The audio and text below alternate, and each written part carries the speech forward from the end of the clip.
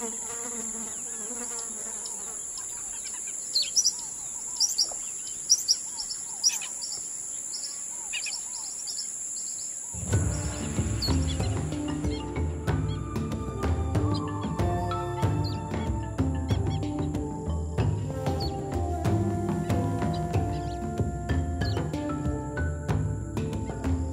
always amazed when I think about the twists and turns of life, the way God opens doors and closes doors, orchestrates our lives so that it's easy and natural for us to follow Him and follow the path that He has for us. Remember, I was 16 years old when I went to Papua New Guinea with my parents. I was the last of 6 children at home. My brothers and sisters were all married and gone from home. We went up in the Southern Highlands. It was 100 miles from the nearest loaf of bread. And if you wanted a jug of milk, that was another 300 miles. Man, it was remote.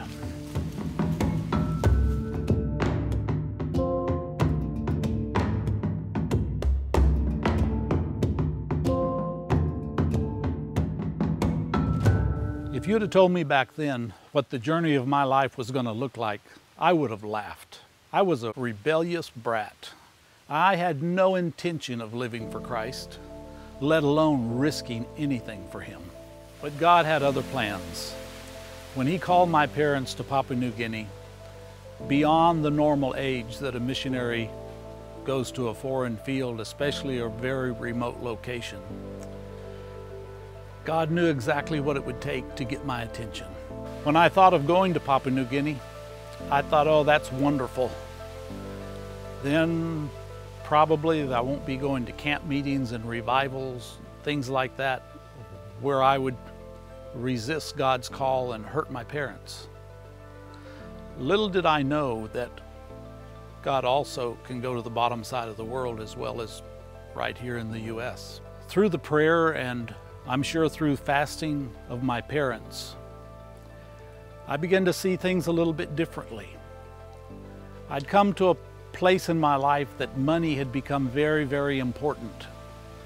And I saw in those Papua New Guineans just one generation away from the Stone Age, the same thing. Isn't it amazing how we see something that's obnoxious in somebody else, but it's hard to see it in ourselves? Well, somehow God spoke to my heart and said, they want the same thing you do, Joe. You just have an idea that you might get more.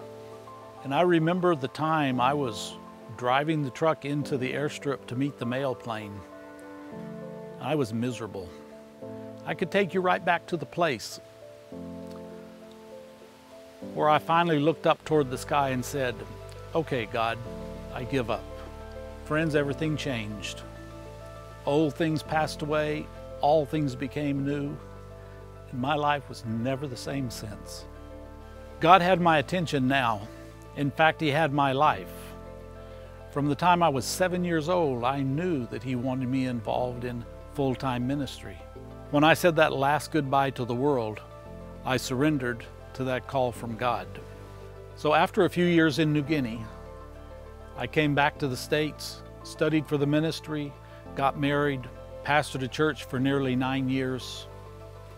And while pastoring the church, the Lord led us in a very unusual way into the literature ministry. We began publishing newsletters for missionaries, and then that moved into publishing small booklets and books for friends and other people in ministry.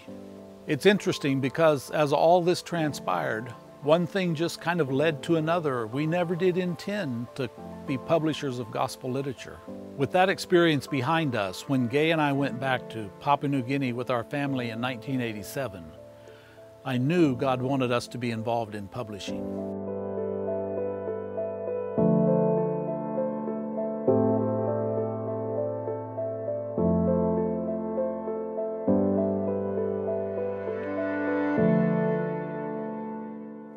In spite of the extremely remote location, I knew two things.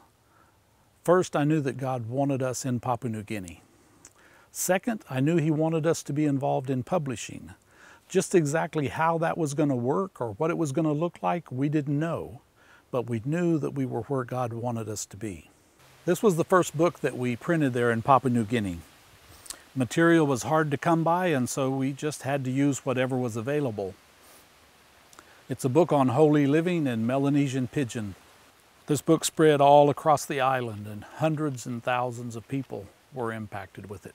Even though we were printing some, I just knew God had something more for us to do. As I was seeking God's direction, one evening as I was sitting by the fireplace, I picked up a Voice magazine, which is Voice of America's official publication. In that magazine was an article about their special English broadcast, telling what a wonderful success it had been. It used a limited vocabulary of only 1,500 basic English words, and it was a very successful tool to spread the world news and special interest projects all around the world. I don't know how else to describe this except that the Lord just reached down in my heart and flipped the light switch on, and there it was. This is the thought that came to me.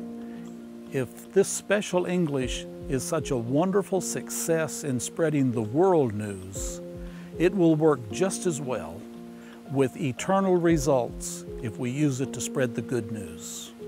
And from that time on, this has been our focus. Little did I know what God had in store for Gospel Publishing Mission.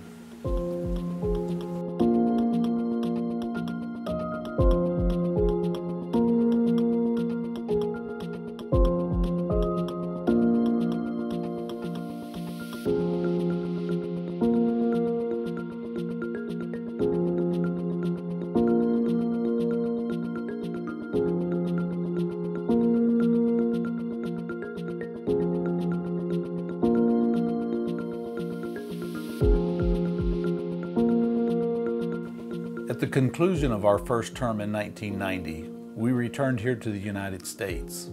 The vision for special English literature had grown. I talked with several friends and supporters, and we formed a board. What we decided to call Oceana Gospel Publishing Mission was born. During that 2-year furlough, I happened to meet G.R. French, who was president of FEA Ministries in Hobe Sound, Florida. We discovered a mutual love for literature and had many meaningful conversations in which we explored ways we could potentially work together.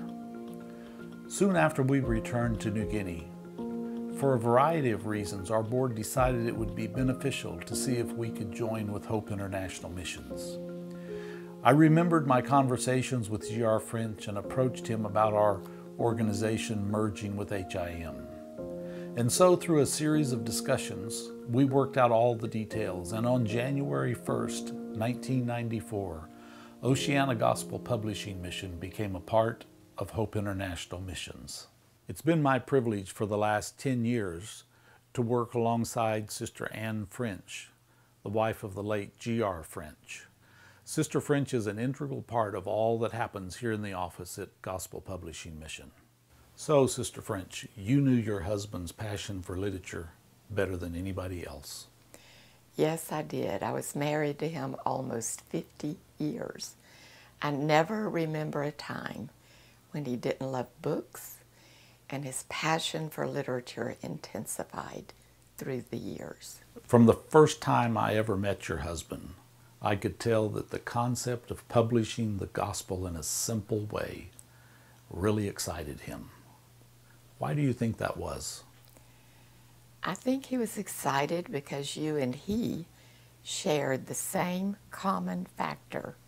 He was a risk taker, and this was a new thing that he found that could reach the world for Christ.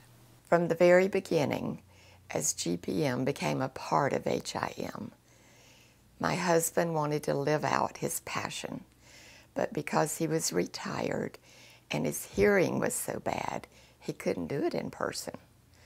So his dream was lived out through the printed literature that GPM was able to do. He was able to reach the world in a way that he could not do physically. Every day as I come to work, I'm excited about what I get to do, and that is to live out the legacy that my husband had with his passion for literature. I do daily secretarial tasks, emails, phone calls. I do book orders. I fulfill those, mail them out, follow them to make sure the books are successfully delivered. I work with book fair contacts.